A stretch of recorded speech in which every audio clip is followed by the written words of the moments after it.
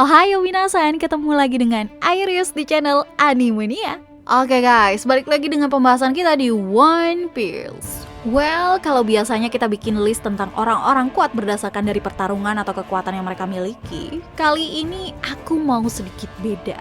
Ya, soalnya kita bakalan ngebahas tentang beberapa orang-orang yang udah terkenal kuat padahal mereka sama sekali belum terlihat aksi-aksinya guys. Ya, meski belum pernah terlihat bertarung atau menunjukkan kekuatan aslinya, namun orang-orang yang bakal aku sebutin ini kayaknya sih udah dijamin gak mungkin lemah sama sekali. So, penasaran kan siapa ke 10 orang tersebut? Makanya tanpa basa-basi lagi, ayo kita langsung aja ke kontennya. Let's go! Pertama, ada Monkey D. Dragon. Ya, ayah dari Luffy sekaligus salah satu orang yang paling dicari oleh pemerintah dunia saat ini. Sebenarnya belum pernah kita lihat sama sekali nih kekuatan seperti apa yang dia miliki guys. Bahkan meski udah beberapa kali diperlihatkan muncul pada serial One Piece. Sayangnya, kita masih harus sabar dan cuma bisa menebak-nebak doang. Kekuatan apa yang sebenarnya dimiliki oleh orang nomor 1 di pasukan revolusioner ini? Tapi ngelihat Sabo yang tumbuh dan dididik langsung oleh Dragon terlihat memiliki kekuatan yang sangat gila, kayaknya sih udah bisa kita simpulin lah ya, tanpa harus melihat kekuatan apa yang dimiliki oleh ayah Luffy itu. Ya, kita udah bisa tahu kalau Monkey D. Dragon adalah salah satu karakter terkuat di serial One Piece. Lanjut di posisi kedua, masih dari keluarga Monkey. Ya, soalnya ada juga Monkey D. Garp yang kekuatannya nggak perlu diraguin lagi guys. Entah itu harus kita lihat dari prestasinya selama menjadi seorang angkatan laut atau dari musuh-musuhnya, dia harus lawan ketika muda. Pokoknya meski kita masih belum dikasih bukti yang memperlihatkan pertarungan Garp dengan kekuatan aslinya, namun rasanya semua fans di One Piece bakalan setuju untuk bilang kalau kakek dari Luffy ini adalah seorang monster yang ditakuti oleh para bajak laut.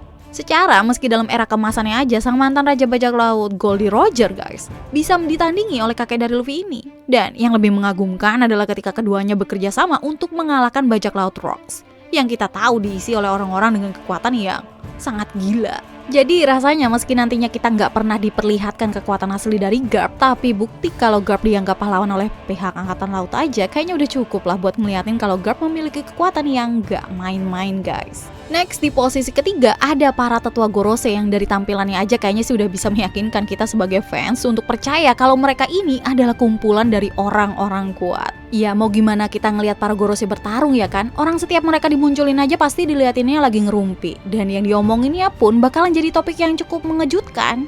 Makanya kayaknya cukup sulit atau butuh waktu yang lama hingga akhirnya kita bisa bakalan ngelihat para tetua Gorose segera unjuk gigi. Cuma kalau dilihat dari jabatannya doang dan gimana posisi mereka di pemerintah dunia sendiri, harusnya hal itu udah cukup untuk ngebuktiin kalau setidaknya kekuatan mereka emang udah layak hingga orang-orang itu pada akhirnya memilih untuk mengikuti mereka daripada harus melawan mereka guys. Terus di posisi keempat masih dari pihak angkatan laut guys, yaitu ada Kong yang saat ini udah menjadi kepala staf bagi pemerintah dunia. Ya kalau dilihat dari segi jabatan jelas Kong berada di atas Garp dan juga Sengoku, bahkan jauh sebelum mereka mulai memiliki nama di pihak angkatan laut guys. Kong aja udah jadi Fleet Admiral di saat itu, sehingga kalau dinilai dari pencapaiannya yang selalu sukses bisa menjadi yang teratas dari setiap tempatnya, maka rasanya susah lah buat percaya kalau Kong ini adalah orang yang lemah. Karena jelas nggak mungkin kalau dia itu masuk atau memimpin pihak angkatan laut kalau pakai jalur orang dalam. Emang kayak di Wakanda? Oh tentu tidak. Next di posisi kelima kita turun sedikit ke admiral paling baru, yaitu Admiral Green Bull atau Ryokugyo. Yang mana jauh sebelum dia datang ke negeri Wano aja udah banyak orang yang percaya kalau Admiral Green Bull adalah orang yang sangat kuat sekaligus unik guys. Soalnya dari perkenalan pertamanya aja dia udah ngasih kesan yang sangat kuat, soalnya seperti yang kita tahu ya kan. Admiral paling baru ini guys memilih untuk nggak makan alias puasa untuk waktu yang cukup panjang. Dan usut punya usut nyatanya emang kekuatannya berhubungan dengan kegiatan berpuasanya sangat miral. Soalnya meski nggak makan sesuatu hanya dengan menggunakan sedikit kekuatannya aja coy. Dia tuh udah mendapatkan nutrisi yang mungkin jauh lebih tinggi dari memakan sesuatu. Di samping itu tentunya nggak mungkin ajang pertarungan dari sang admiral terbaru ini cukup sampai nangkep orang-orang lemah aja. Kayak King dan Queen yang emang meski punya kekuatan sebagai seorang tangan kanan dari Yonko, tapi mereka berdua ini posisinya emang jauh dari kata bugar jika dibandingkan dengan Admiral Green Bull yang baru aja nyampe. Lanjut, di posisi ke-6 ada sang pendekar pedang nomor 1 kali ini. Dimana rasanya meski udah banyak momen yang memperlihatkan kekuatan yang dimiliki oleh Draco Mihawk, cuman kayaknya emang belum ada aja nih orang yang setara dengan cara berpedang dari Mihawk ini guys. Pasalnya aja meski kita pernah dikasih beberapa momen yang menunjukkan kekuatan dari Mihawk yang menggunakan pedang hitam miliknya guys. Tapi satu-satunya yang mungkin akan bisa ngebuat seorang Mihawk mengeluarkan kekuatan aslinya adalah kemungkinan gak bakal jauh dari sang murid yaitu Zoro. Oke, next di posisi ketujuh ada Dr. Vegapunk yang sebenarnya kalau dilihat dari segi kekuatan mungkin dia nggak punya kekuatan yang terlalu berbahaya jika dibandingkan dengan orang lain. Tapi kepintaran yang dimilikinya harusnya ngebuat dia itu untuk setidaknya tahu bagaimana cara bisa selamat di setiap situasi. Apalagi anehnya setelah terbongkarnya kalau Dr. Vegapunk dulu pernah bekerja sama dengan orang kayak Judge dan juga Queen, tentunya hal ini mungkin bakalan juga ngerubah sesuatu guys. Dimana sangat mungkin kalau orang kayak Dr. Vegapunk ternyata punya kemampuan untuk bertarung yang sama baiknya dengan saat dia lagi mikir. Next, sementara itu di posisi ke-8 ada Akagami no Shanks. Yang kayaknya orang ini adalah salah satu orang yang paling banyak disebut, sekaligus udah ada dari sejak serial One Piece baru berjalan. Tapi yang aneh, meski udah selama itu guys, kita tuh masih tetap aja nggak tahu seberapa kuat Shanks yang memiliki kru dengan kekuatan yang nggak terlalu jauh berbeda ini. Beberapa tambahan momen kayak waktu Shanks bisa menghentikan perang besar di Marineford hingga Kapten dari divisi 1 dari bajak laut rivalnya aja yaitu Marco dari bajak laut Shirohige sampai harus mengingatkan rekan-rekannya untuk cepat pergi kalau emang nggak punya tekad yang kuat karena mereka bisa seketika langsung dibuat pingsan guys.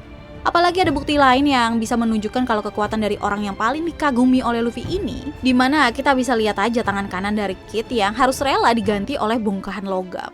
Next ada Im Sama yang bisa dibilang menjadi pemimpin tertinggi dari pihak pemerintah dunia guys.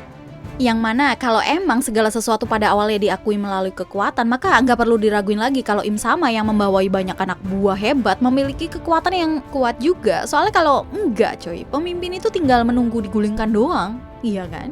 Apalagi kalau emang nantinya Im Sama bakalan disandingin atau dipersiapkan untuk pertarungan lawan Luffy atau Dragon, pastinya kekuatan dari orang nomor 1 dari pihak pemerintah dunia juga nggak bakalan kalah jauh dari orang yang dihadapkannya nanti guys. Oke, yang terakhir ada Marshall the Teach atau Kurohige yang padahal kita semua belum pernah dikasih lihat juga kekuatan penuhnya saat ini. Soalnya seperti yang kita tahu, seenggaknya saat ini Kurohige itu diketahui memiliki 2 kekuatan buah iblis guys. Maka kekuatan yang dimiliki oleh dirinya pasti ya udah jauh berbeda dengan apa yang diperlihatkan di sebelum time skip dulu. Sehingga hal itu ngebuat kita penasaran bagaimana nih kekuatan sesungguhnya dari orang yang bisa dibilang menjadi orang paling berbahaya bagi Luffy nantinya.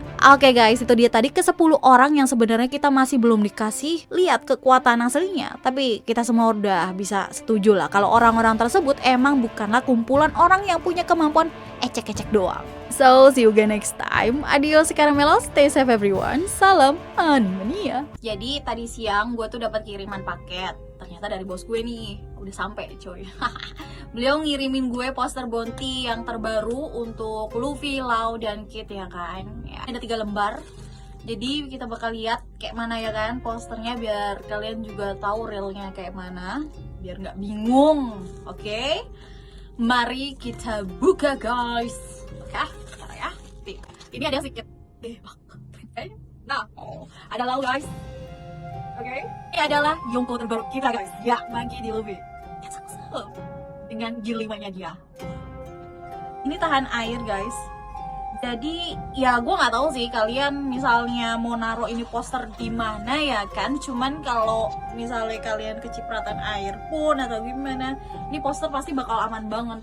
Lihat deh dari coloringnya ini, printannya bagus. Coy, lu nggak bakal kecewa sih lu beli ini poster.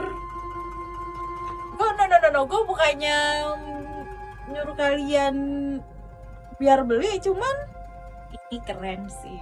Nggak kalah coy sama poster-poster yang biasa kalian untuk poster waifu yang kalian bisa beli dengan harga ratusan ribu.